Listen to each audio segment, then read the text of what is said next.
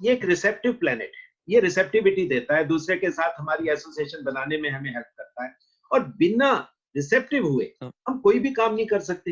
Evolution तो बहुत बात की बात है, पहले हमारी नेबरहुड आती है, अपनी लाइफ आती है, बाकी चीजें आती हैं, और बिना वीनस के तो मेरे हिसाब से चलना ही यानी कि इम्पॉसिबल है लाइफ में, क्योंकि जब तक आप अपना एनवायरनमेंट कंफर्टेबल नहीं करोगे तब तक आपके लिए बाकी सारी चीजें, मेडिटेशन और ये चीजें तो बहुत बेकार की निकल गई।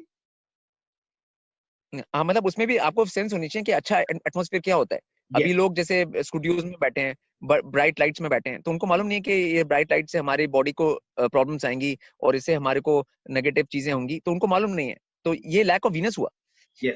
ये लैक ऑफ वीनस है कि आप वो ब्राइट लाइट्स में स्टूडियोज में बैठे हैं, तो आपको मालूम, ये आपका लैक ऑफ वीनस है।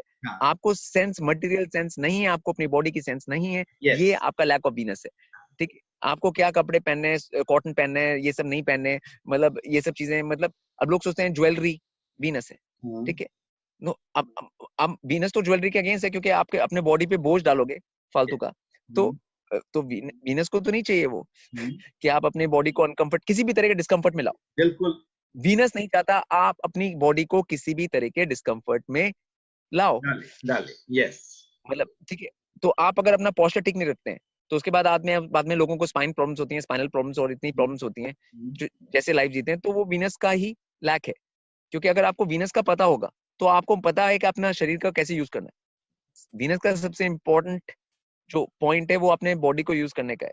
तो जो ये टूल को, जो उसमें जो शुक्राणु से बना हुआ टूल है, उसको कैसे यूज करना है, वो वीनस का इंटेलिजेंस है। और मेरे हिसाब से वीनस की जो इंटेलिजेंस है वो अभी बहुत कम है।